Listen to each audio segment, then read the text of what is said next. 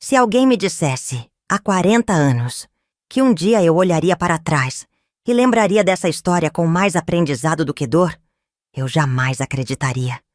Porque, na época, tudo o que eu sentia era um buraco no peito, uma angústia sufocante, um desespero que eu nem sabia que existia. A verdade é que algumas feridas nunca cicatrizam completamente, mas o tempo, esse senhor implacável, ensina a gente a conviver com elas. Mas eu não quero começar pelo fim. Quero começar do início. Porque talvez essa história faça você enxergar algo que ainda não percebeu. Talvez ela sirva de aviso, de consolo ou de força para alguém que esteja passando pelo que eu passei. Eu sou a dona Jussiara, uma mulher simples do interior de São Paulo. Nasci e cresci numa cidadezinha pacata, onde todo mundo se conhecia e onde a palavra traição parecia coisa de novela.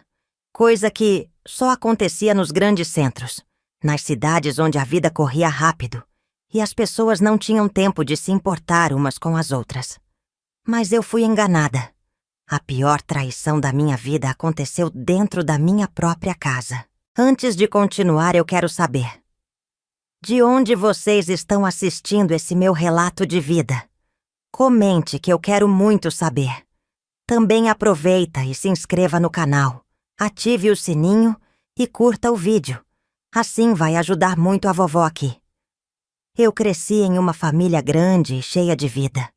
Era daquelas casas onde sempre tinha café passado, bolo de fubá na mesa e gente conversando na cozinha. Meus pais eram trabalhadores, gente honesta que acreditava que o mundo era simples. Quem faz o bem, recebe o bem. Foi com essa crença que eu cresci, acreditando que o amor era uma coisa pura, uma promessa eterna, um laço que nunca se desfaz.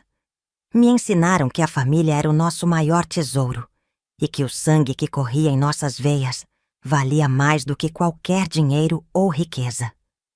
E por muitos anos eu vivi dessa forma, confiando cegamente nas pessoas ao meu redor, principalmente na minha irmã. Minha irmã, a Helena, era minha melhor amiga. Desde pequena, ela era minha sombra, minha companheira inseparável. A gente dividia tudo, as bonecas quando éramos crianças, os segredos na adolescência e, mais tarde, a rotina da vida adulta. Eu confiava nela mais do que em qualquer outra pessoa no mundo. Se alguém me dissesse que ela um dia me apunhalaria pelas costas, eu daria risada. Helena jamais faria isso, eu diria. Mas a vida... a vida gosta de brincar com as certezas da gente. Quando conheci o Antônio, meu mundo mudou. Ele era diferente dos rapazes da minha cidade. Tinha um jeito cativante, um sorriso fácil e uma fala doce, daquelas que fazem a gente acreditar que tudo vai dar certo. Eu me apaixonei rápido e com a ingenuidade de quem acredita no amor como algo inquebrável. Em pouco tempo, estávamos casados. A vida parecia um sonho. E minha irmã estava lá o tempo todo, participando de tudo, apoiando, sendo aquela presença constante que me dava segurança. Nos primeiros anos, o casamento era tudo o que eu esperava. Antônio era um homem trabalhador, atencioso e presente. Ele me tratava bem, me fazia sentir especial. Não havia um dia em que ele não dissesse que me amava, que eu era a mulher da vida dele. Minha irmã, sempre por perto, parecia feliz por mim. E eu? Eu vivia em um conto de fadas sem saber que, nos bastidores, algo terrível se desenhava. A vida no interior era tranquila. As mulheres ficavam em casa cuidando da família, os homens saíam para trabalhar, e a rotina se repetia sem grandes surpresas. Mas foi justamente essa rotina que começou a me fazer notar pequenas mudanças. Antônio começou a chegar mais tarde em casa, alegando cansaço, dizendo que o serviço na lavoura estava pesado. Eu acreditava. Afinal, meu marido era um homem de palavra, um homem que eu escolhi para dividir a vida. Minha irmã, por outro lado, parecia sempre encontrar uma desculpa para estar por perto. Se eu precisava de ajuda na cozinha, ela vinha. Se eu comentava sobre alguma coisa que precisava resolver, ela se oferecia. Eu achava lindo aquilo. Eu via como um sinal de amor, de irmandade, de cumplicidade. O que eu não sabia é que, enquanto eu via amor e amizade, existia algo muito mais sujo acontecendo. E o pior é que não era só a minha irmã e meu marido que escondiam isso de mim. Minha prima, Lúcia, sabia. E ela não me contou. A verdade estava ali, o tempo todo. E eu, cega pela confiança, não enxergava. Mas o destino, esse sim, nunca deixa nada escondido para sempre. O amor é uma coisa engraçada. Quando a gente está dentro dele, parece que tudo faz sentido, que tudo tem cor, que cada momento simples vira um pedaço de felicidade. Eu amava Antônio de um jeito puro, daqueles amores que não pedem nada em troca, que acreditam na bondade do outro sem precisar de provas. O casamento era o sonho que eu sempre quis viver. Na minha cabeça, eu tinha tudo. Um marido trabalhador, uma casa simples, mas aconchegante, e uma família unida ao meu redor. Os anos 80 eram tempos diferentes. Não existia essa facilidade que tem hoje de ficar sabendo das coisas. Se alguém escondia um segredo, podia levar anos até que a verdade viesse à tona. Não existia celular para flagrar mensagens. Não existia internet para denunciar traições. O que existia era a confiança. E a minha confiança, tanto no Antônio quanto na minha irmã, era cega. Eu nunca me preocupei em desconfiar. Nunca achei que precisava. Minha casa era modesta, mas cheia de vida. Era aquele tipo de casa que tinha sempre o cheiro de café recém-passado e pão caseiro na mesa. Eu gostava de cuidar do lar, de manter tudo arrumado, de receber visitas com alegria. Minha irmã Helena estava sempre por perto. Ela dizia que gostava de me ajudar, que se sentia bem na minha casa. Eu nunca estranhei. Ela era minha irmã, minha amiga, meu braço direito. Desde pequenas, Helena e eu fomos criadas para sermos inseparáveis. Compartilhamos o mesmo quarto, os mesmos sonhos, os mesmos medos. Quando uma se machucava, a outra chorava junto. Quando uma se alegrava, a outra comemorava como se fosse sua própria conquista. A gente prometeu que nada no mundo nos separaria. Talvez por isso eu nunca tenha percebido os sinais.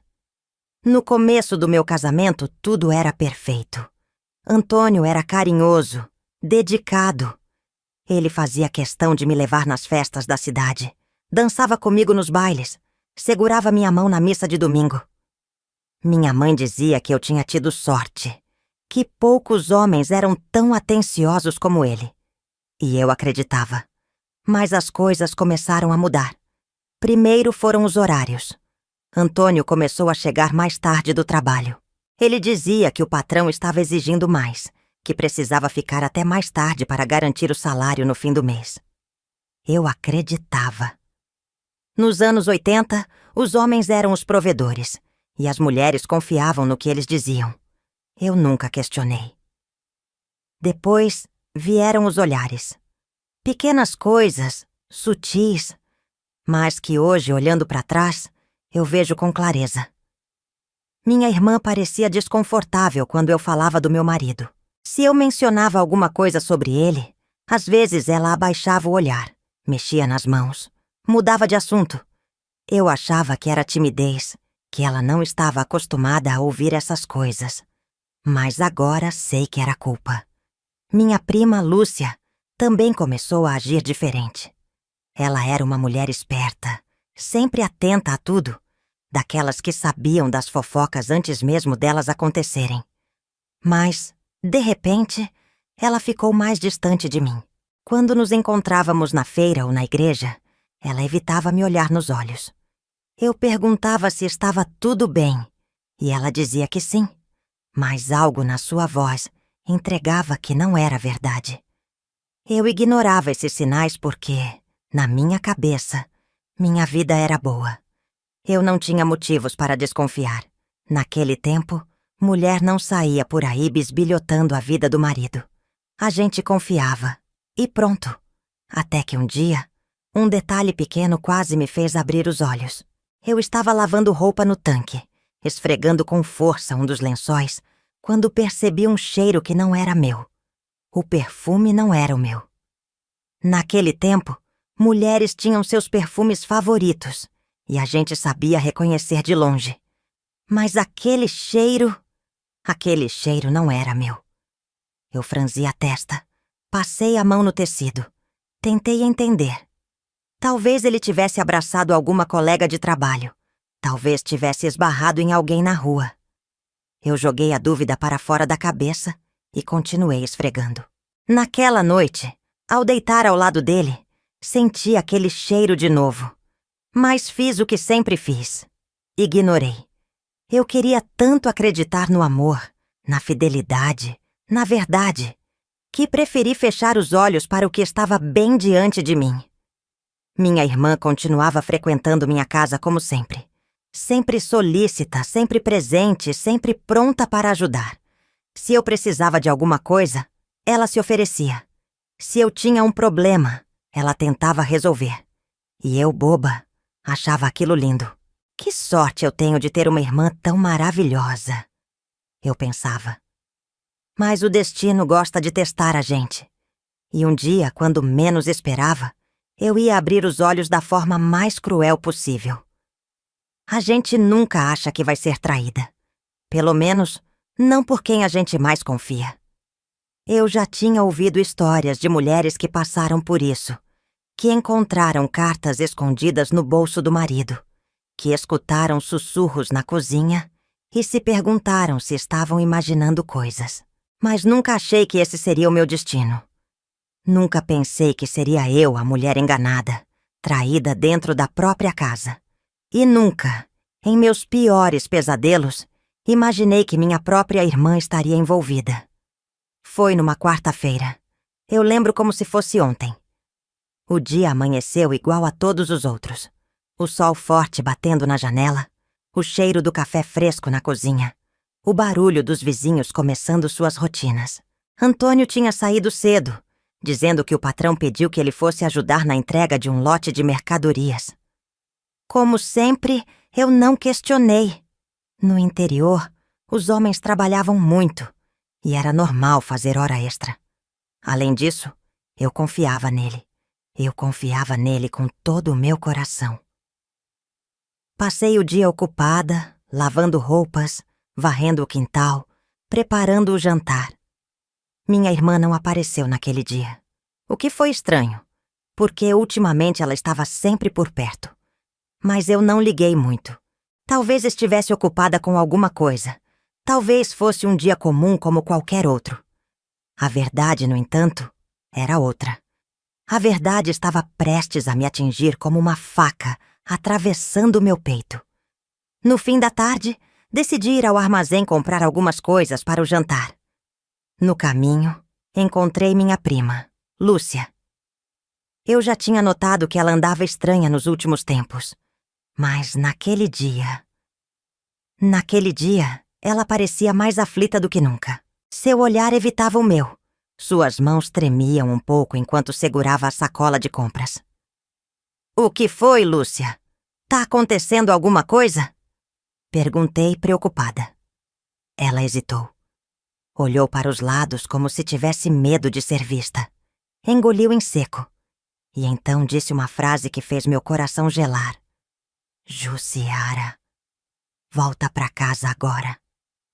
Eu franzi a testa confusa. Meu estômago embrulhou. Um aperto estranho se formou no peito. "Mas por quê?" perguntei.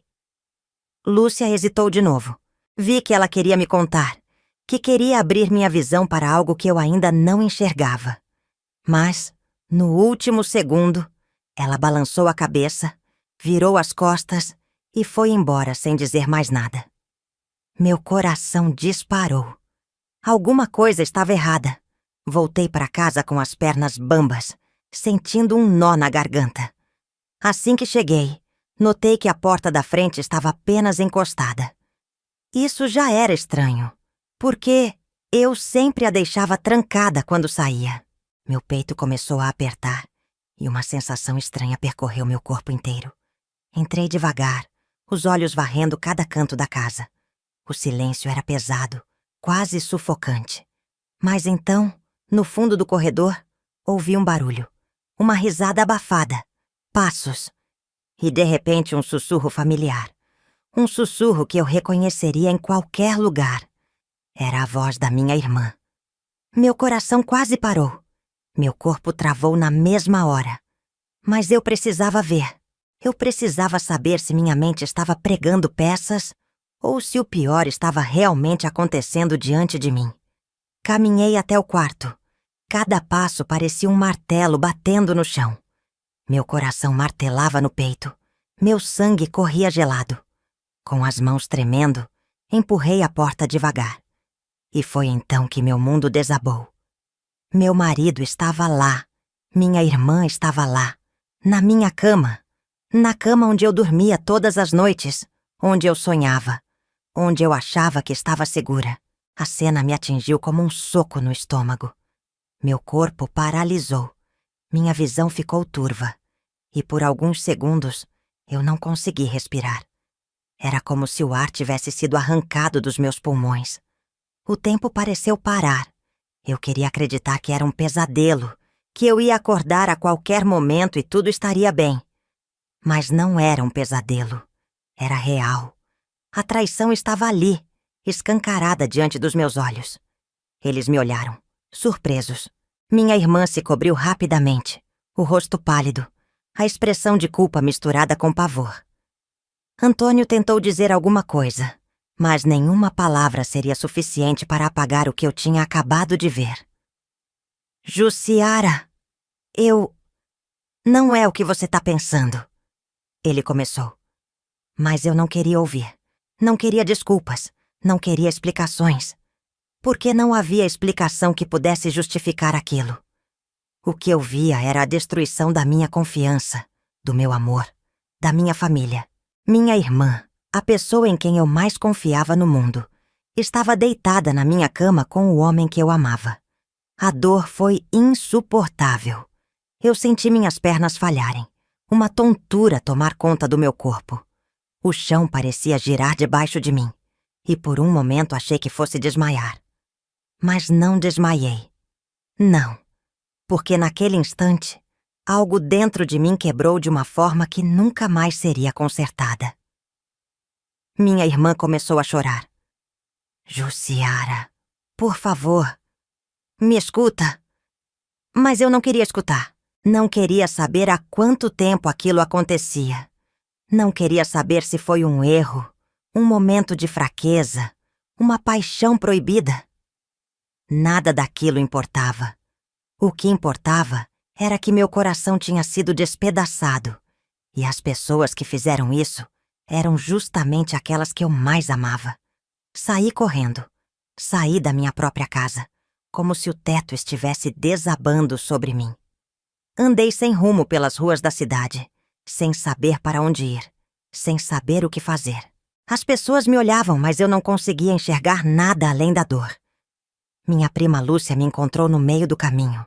Ela sabia, ela sempre soube. Mas nunca teve coragem de me contar. Me perdoa, Jussiara, disse ela com lágrimas nos olhos. Eu não respondi. Eu não tinha forças para responder. Naquele dia, eu soube o que era perder tudo. Naquele dia, eu descobri o verdadeiro significado da traição. Mas, por mais que doesse, aquele não seria o fim da minha história, porque a vida ainda tinha muito para me ensinar. E apesar de tudo, eu ainda encontraria forças para me reerguer. Quando uma mulher descobre que foi traída, ela morre um pouco por dentro. Mas quando a traição vem das duas pessoas que ela mais amava na vida, a morte não é só interna. É como se o mundo ao redor perdesse o sentido, como se a própria existência fosse reduzida a escombros de algo que um dia foi felicidade. Por isso digo aqui para vocês se inscreverem no canal e curtir o vídeo. Porque Não é fácil para mim contar esse relato da minha vida. Realmente meu coração pesa ao falar desses acontecimentos. Eu lembro do momento em que saí correndo da minha própria casa, como se fugisse de um incêndio. Mas o fogo não estava nas paredes. Ele queimava dentro de mim. Eu não sentia minhas pernas, nem os pés tocando o chão de terra batida. Meus olhos estavam cheios de lágrimas, minha respiração curta, o coração disparado como se estivesse tentando escapar do meu peito. Fui andando sem rumo pelas ruas do interior, sentindo os olhares curiosos das vizinhas que estavam nas calçadas, sentindo a cidade pequena, que sempre me pareceu aconchegante, agora se tornar sufocante. Eu queria sumir, queria desaparecer, apagar minha própria existência. A única coisa que eu sabia era que não podia voltar para casa. Minha prima Lúcia me encontrou no meio do caminho. Ela me viu naquele estado e não precisou perguntar o que tinha acontecido. Seu rosto se encheu de culpa, seus olhos abaixaram e ela murmurou: "Me perdoa, Jussiara." Eu sabia. Meu corpo congelou. Meu peito se apertou de uma forma que eu nunca tinha sentido antes. "O quê?" Minha voz saiu fraca, quase um sussurro. Lúcia desviou o olhar, como se a vergonha a impedisse de me encarar. "Eu sabia há um tempo, mas eu não queria ser eu a te dizer. Eu não sabia como. Foi como se uma segunda traição tivesse me atingido no mesmo instante. Minha prima, minha confidente, minha amiga, sabia. Ela sabia e não me contou. Senti minhas pernas fraquejarem. E, se não fosse por Lúcia me segurando pelos ombros, eu teria caído. O nó na minha garganta cresceu tanto que engolir o ar se tornou difícil. "Você viu?" Perguntei, a voz quebrada. Ela assentiu devagar, como se cada movimento a machucasse também. "Vi. Ouvi. As pessoas falavam. Mas eu não queria te magoar." Eu soltei uma risada amarga. Não queria me magoar? Como se fosse possível evitar essa dor. Como se não contar fosse me poupar do inferno que eu estava sentindo. A verdade é que todo mundo sempre acha que está protegendo a gente ao esconder uma traição. Mas a pior dor não é descobrir. A pior dor é saber que todo mundo já sabia antes de você. Fiquei na casa de Lúcia naquela noite.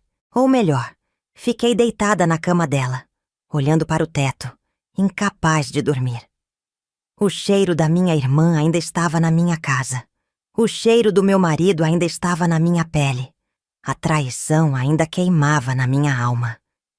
Na manhã seguinte, eu precisei encarar a realidade. Eu não queria voltar para casa, mas precisava. Precisava pegar minhas coisas. Precisava decidir o que fazer. O que uma mulher fazia depois de descobrir que o marido e a irmã estavam tendo um caso? Nos anos 80, o divórcio ainda era mal visto. Naquela época, uma mulher largar o marido significava perder status, ser apontada como a pobre coitada da cidade. Mas eu não me importava com isso. O que me importava era que eu não queria mais olhar na cara de Antônio e, muito menos, de Helena. Voltei para casa como um fantasma. Entrei devagar, esperando o pior. Mas a casa estava vazia. Antônio não estava. Minha irmã também não. Talvez tivessem fugido do próprio erro. Eu sentei na beira da cama e encarei o nada. Como alguém que sempre teve tudo planejado na vida, me vi sem um norte, sem rumo, sem saber o que fazer. Meu coração parecia um campo de batalha depois da guerra. Destruído, sem vida, apenas destroços do que um dia foi um amor. Os dias seguintes foram os piores da minha vida. As vizinhas cochichavam. Algumas vinham até minha porta com desculpas esfarrapadas, tentando arrancar detalhes. Outras apenas olhavam com pena, como se eu tivesse virado a mulher mais miserável do bairro. E talvez eu fosse mesmo. Helena tentou falar comigo. Veio até minha casa algumas vezes, bateu na porta, chamou meu nome. Mas eu não conseguia. Não conseguia ouvir sua voz sem sentir meu peito arder de ódio e tristeza. Antônio, covarde como sempre, sumiu. Talvez soubesse que não havia nada que ele pudesse dizer para consertar aquilo. Mas o pior não foi a cidade falando. Não foram os cochichos, nem as visitas indesejadas. O pior foi a solidão. Os dias passavam devagar. Eu me sentava na mesa do café e olhava para a cadeira vazia onde Antônio costumava sentar. Eu deitava na cama e sentia o espaço frio onde ele dormia. O silêncio da casa, antes confortável, agora era um peso insuportável. Eu parei de comer. A comida não descia, não fazia sentido. A fome sumiu, como se meu corpo não quisesse mais funcionar. Meu rosto começou a emagrecer, meus olhos afundaram. Eu evitava espelhos porque, cada vez que olhava meu reflexo, via uma mulher que eu não reconhecia mais. Mas, por pior que fosse, o tempo passava. A dor não ia embora, mas eu fui aprendendo a conviver com ela. E então, um dia, aconteceu algo que eu nunca imaginei. Eu encontrei forças para recomeçar. Mas essa é outra parte da história. O tempo é um professor cruel. Ele nos ensina a lidar com a dor, mas não apaga as cicatrizes que ela deixa. Nos primeiros meses depois da traição, eu me tornei uma sombra de quem eu era. O brilho nos meus olhos sumiu, meu sorriso desapareceu, e o que sobrou foi uma mulher vazia, sobrevivendo dia após dia sem saber ao certo para onde ir. Eu me afastei de tudo e de todos.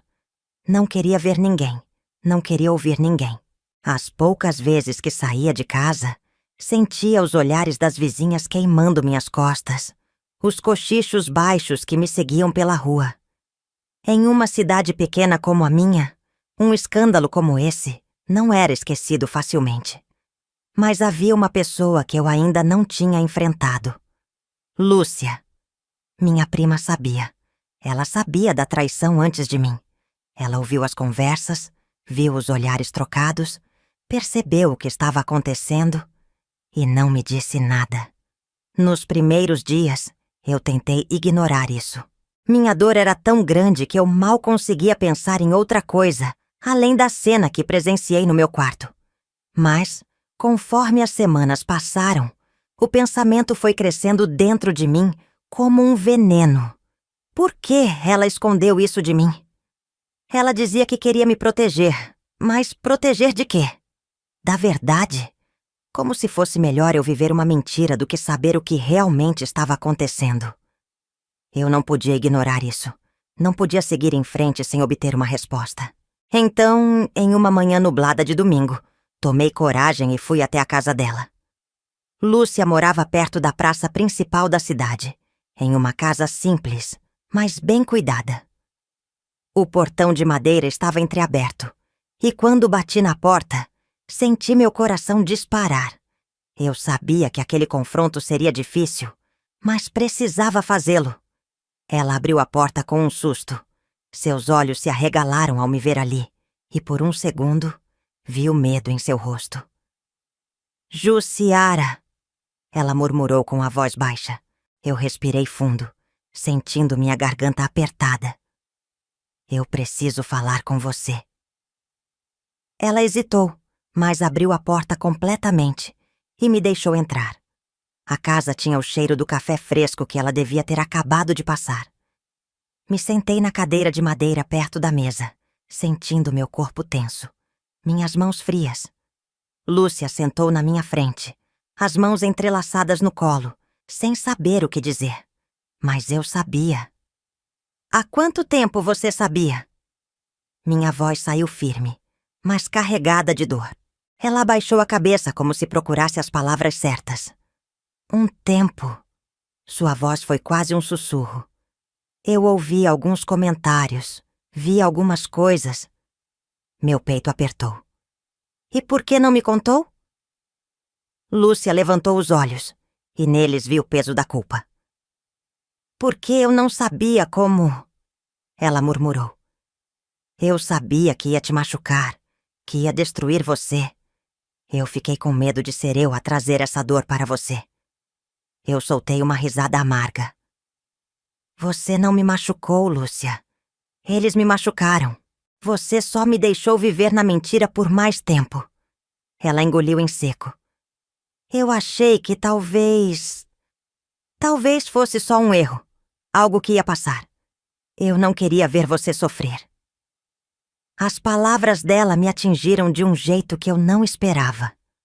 Por um momento pensei em toda a dor que senti ao descobrir tudo sozinha, ao ser pega de surpresa, ao ver meu mundo desmoronar sem aviso.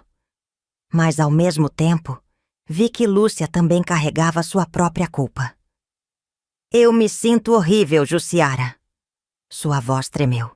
Todos os dias eu me pergunto se fiz a coisa certa. Eu suspirei, sentindo o peso daquele momento. Não fez, mas agora já passou. Ela me olhou surpresa. Você me perdoa?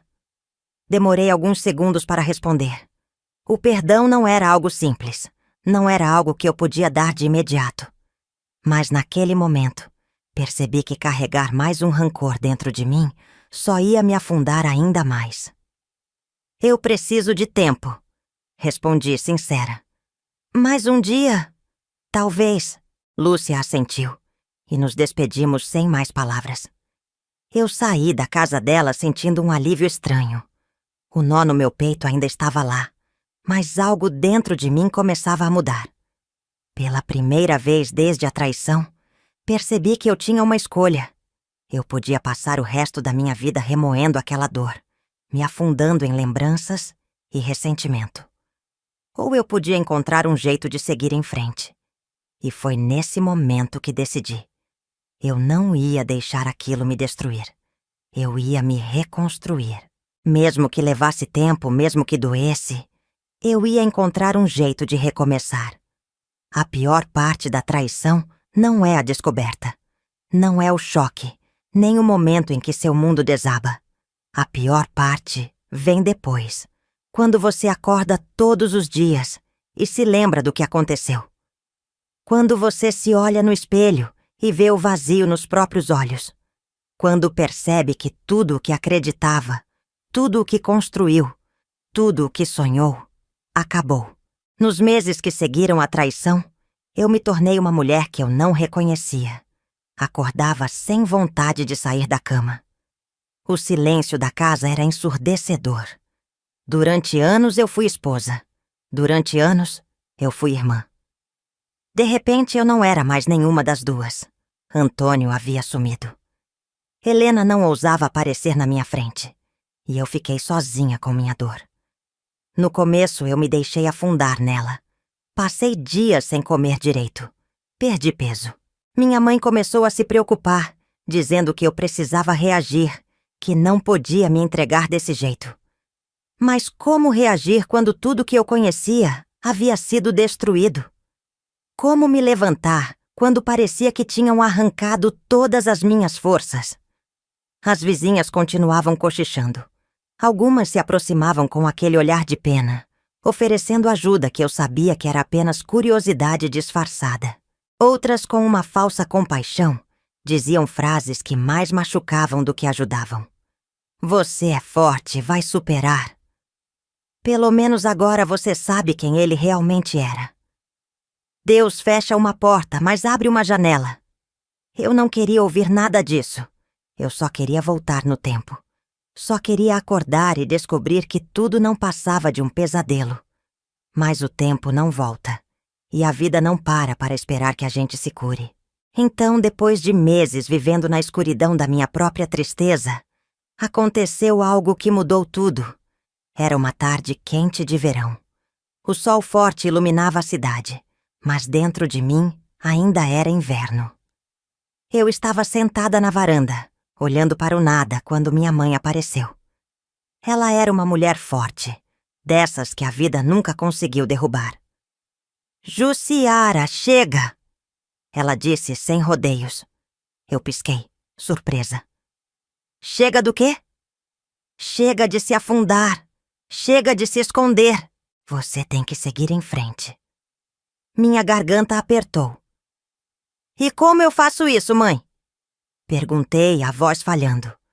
Ela se sentou ao meu lado, segurou minhas mãos com firmeza e olhou nos meus olhos.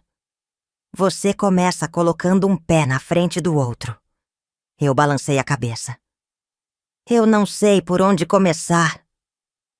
Minha mãe suspirou, apertando minha mão. Então eu vou te dizer. Primeiro você vai se levantar e arrumar essa casa. Vai tirar todos os vestígios dele daqui. Não vai mais viver no meio dessas lembranças. Segundo, você vai sair. Vai encontrar alguma coisa para fazer. Um trabalho, uma ocupação, qualquer coisa que tire você desse buraco. Eu queria protestar, queria dizer que não tinha forças. Mas, pela primeira vez em meses, senti que talvez ela tivesse razão. Naquela mesma tarde, comecei a arrumar a casa. Joguei fora tudo o que me lembrava de Antônio. Queimei cartas antigas, doei roupas que ele tinha deixado para trás. Limpei cada canto como se estivesse expulsando a energia dele dali. E no dia seguinte, fiz algo que não fazia há meses. Saí de casa. Decidi que precisava trabalhar. Naquele tempo, mulheres do interior não tinham tantas oportunidades, mas eu sabia cozinhar bem. Então fui até a padaria do seu Joaquim e perguntei se ele precisava de ajuda. Ele me olhou surpreso. Você? Mas você nunca trabalhou fora, Jussiara. Eu respirei fundo. Pois é, mas acho que está na hora de começar. Ele hesitou por um momento, depois sorriu. Então está bem. Você pode começar amanhã. E foi assim que, depois de anos sendo apenas dona de casa, me tornei funcionária de uma padaria. No começo foi difícil. Eu não estava acostumada com a rotina, com o cansaço, com as mãos cheias de farinha no fim do dia. Mas aos poucos, algo começou a mudar dentro de mim. Eu acordava com um propósito. Eu me ocupava. Eu conversava com pessoas, ria de piadas bobas dos clientes, aprendia coisas novas. E, sem perceber, comecei a viver de novo. A dor ainda estava lá, mas ela foi perdendo espaço. Eu já não chorava todas as noites. Já não sentia aquele aperto no peito o tempo todo. Eu estava me reconstruindo. E foi nessa nova fase da minha vida que algo inesperado aconteceu. Eu conheci alguém. A vida tem um jeito curioso de surpreender a gente. Quando tudo parecia perdido, quando achei que não havia mais nada além de dor e solidão, algo inesperado aconteceu. Eu descobri que ainda era capaz de sorrir. E mais do que isso, descobri que meu coração, mesmo depois de tanto sofrimento, ainda era capaz de amar. Mas não foi rápido. Depois de tantos meses vivendo na sombra de uma traição, aprendi a andar devagar. A mágoa me ensinou a ser cautelosa, a não me entregar tão fácil. E foi assim, sem pressa, sem intenção, que ele apareceu na minha vida. Trabalhar na padaria do seu Joaquim foi minha salvação. Pela primeira vez desde a traição, eu sentia que pertencia a algum lugar. O cheiro do pão quentinho pela manhã, o café passado no coador de pano, os fregueses entrando e saindo, tudo aquilo foi me trazendo de volta à vida. No começo eu falava pouco. Meu sorriso ainda era tímido. Minhas palavras ainda saíam baixas, como se eu estivesse testando se era seguro ser feliz de novo. Mas as pessoas me acolheram. Seu Joaquim me tratava como se eu fosse parte da família. As freguesas mais velhas vinham comprar pão e, vez ou outra, me traziam doces caseiros, dizendo que eu precisava recuperar minhas forças. Aos poucos comecei a sentir que existia algo além da dor. E foi numa dessas manhãs de padaria que eu o vi pela primeira vez. Ele entrou segurando o chapéu na mão, os cabelos levemente bagunçados pelo vento. Eu já o tinha visto antes, mas apenas de longe, na praça ou na igreja. O nome dele era Miguel, um viúvo que tinha chegado à cidade há alguns anos, depois de perder a esposa para uma doença. Nunca havíamos trocado mais do que um bom dia. Mas, naquele dia, Ele veio até o balcão e pediu um café. "Preto e forte, dona Jussiara", disse ele com um sorriso educado. Eu parei por um instante. Não esperava que ele soubesse meu nome. "Como sabe quem eu sou?" perguntei, pegando a xícara e servindo-me o café. Miguel riu baixo. "Aqui é uma cidade pequena. Todo mundo sabe quem é todo mundo." Ele não disse diretamente, mas eu sabia o que ele queria dizer. Sabia que ele conhecia minha história. Sabia do que aconteceu comigo. Naquela cidade, ninguém esquecia um escândalo tão grande. Me preparei para ouvir algum comentário de pena, alguma palavra de consolo que eu não queria. Mas, para minha surpresa, ele apenas pegou o café, deu um gole e sorriu de novo. "Você faz pão também ou só ajuda no balcão?" Eu pisquei, sem entender. Faço alguns", respondi hesitante. Ele assentiu. "Então, quando eu voltar amanhã, quero provar o que você fez." E sem dizer mais nada, deixou o dinheiro sobre o balcão e saiu. Fiquei olhando para a porta por alguns instantes, tentando entender o que tinha acabado de acontecer. Ele não tinha falado nada sobre o meu passado, não tinha demonstrado pena, nem curiosidade. Apenas conversou comigo como se eu fosse normal. E aquilo foi a coisa mais bonita que alguém já tinha feito por mim em muito tempo.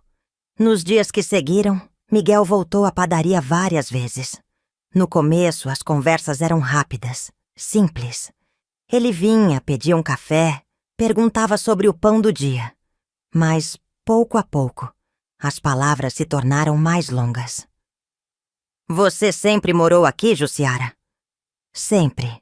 Nasci e cresci nessa cidade." "Eu vim de longe. Depois que perdi minha esposa, queria um lugar tranquilo. Aqui encontrei paz.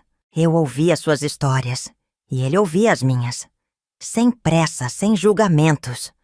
Ele nunca perguntou diretamente sobre Antônio ou Helena. Nunca tocou no assunto da traição.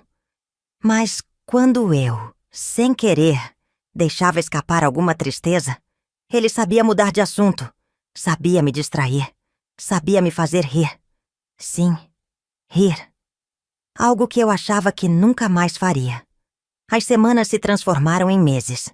E quando percebi, já não olhava para Miguel como apenas um freguês da padaria. Eu gostava da forma como ele sempre tinha algo interessante para contar. Gostava da maneira como ele olhava nos olhos quando falava comigo.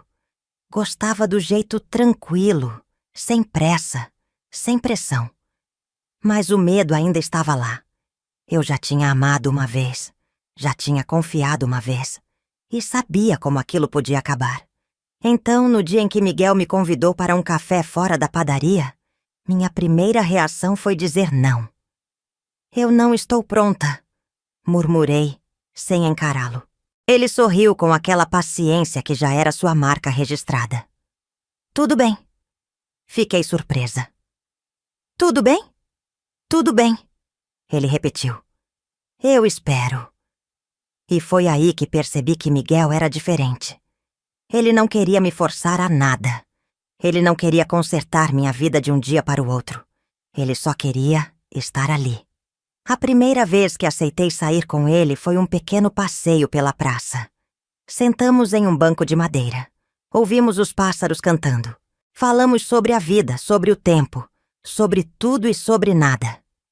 E pela primeira vez desde a traição, eu me senti leve. Os encontros se tornaram mais frequentes. O medo que antes me paralisava começou a diminuir. E um dia, quando ele pegou minha mão pela primeira vez, percebi que meu coração ainda sabia bater forte por alguém. Não foi um romance de cinema.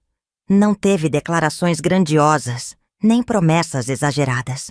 Foi um amor simples. Foi um amor que nasceu devagar, como uma flor crescendo depois do inverno. E foi o amor que me salvou. Miguel não apagou minha dor, mas me mostrou que a vida não se resume a ela. Ele não fez as cicatrizes sumirem, mas segurou minha mão e me mostrou que eu podia seguir em frente com elas. E, um dia, sem que eu esperasse, percebi que já não pensava mais em Antônio. Helena? Uma lembrança distante.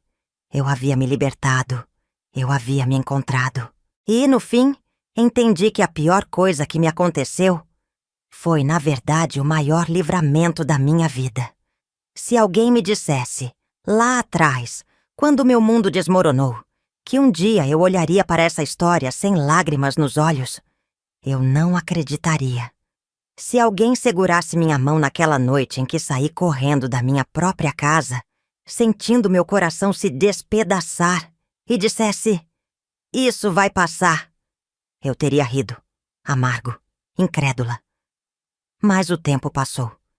E com ele, a dor foi mudando de forma. Por muito tempo eu pensei que jamais me recuperaria. Que aquela traição havia me roubado não apenas meu casamento, mas minha capacidade de confiar, de amar, de me sentir segura ao lado de alguém. O que Antônio e Helena fizeram comigo não foi só uma traição conjugal. Foi um golpe na alma. Eles tiraram de mim algo precioso, a minha paz. Mas eu aprendi algo muito importante. Ninguém pode tirar de você aquilo que você mesma decide reconstruir. No começo, eu achei que nunca conseguiria. Me afundei na dor. Deixei que ela me dominasse. Deixei que ela me definisse. Eu era a mulher traída, a coitada, a esposa abandonada. Mas um dia percebi que eu era muito mais do que isso. Eu era Jussiara. E eu merecia uma vida além da dor. Foram anos até que eu conseguisse olhar para essa história sem sentir aquele aperto no peito. Hoje, ao contar tudo isso, vejo que aquela traição foi o ponto de virada da minha vida. Na época, achei que fosse meu fim. Mas, na verdade, foi meu recomeço. Eu precisei perder tudo para me encontrar. Precisei ser despedaçada para me reconstruir mais forte. E, acima de tudo, precisei aprender a me amar antes de amar qualquer outra pessoa. Antônio nunca teve coragem de me encarar depois do que fez. Ou talvez ele soubesse que eu jamais aceitaria uma justificativa. Minha irmã. Helena tentou se aproximar algumas vezes. Mandou recados por parentes. Tentou dizer que sentia muito. Mas o que significa o arrependimento quando o estrago já foi feito? O que se faz com um pedido de desculpas quando a dor que ele causou levou anos para ser curada? Eu não guardei ódio. Ódio nos aprisiona. Mas eu também nunca esqueci. O perdão, para mim, não significou trazê-los de volta para minha vida. Significou apenas seguir sem carregar mais aquele peso. E Miguel? Ah, Miguel. Ele foi meu presente depois da tempestade. Mas não porque ele me salvou. Porque ele me ensinou que eu não precisava ser salva.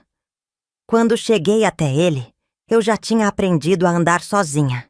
Eu já havia me reerguido, encontrado um trabalho, reconstruído minha rotina, reaprendido a sorrir. Ele não veio para preencher um vazio, porque eu mesma já tinha feito isso.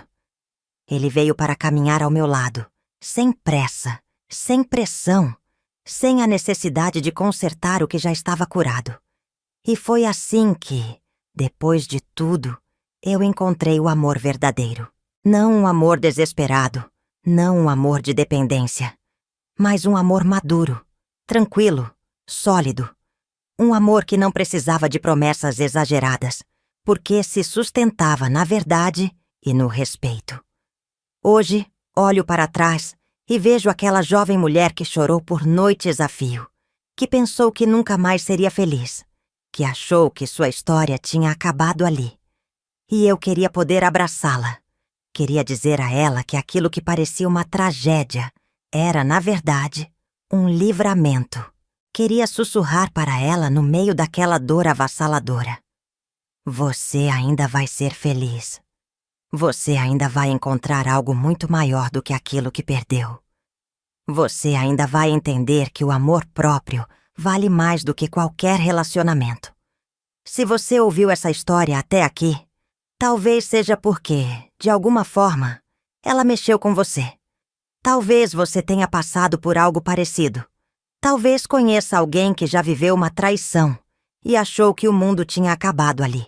Mas eu digo com toda certeza de quem já sentiu essa dor e sobreviveu. O mundo não acaba. O amor verdadeiro existe.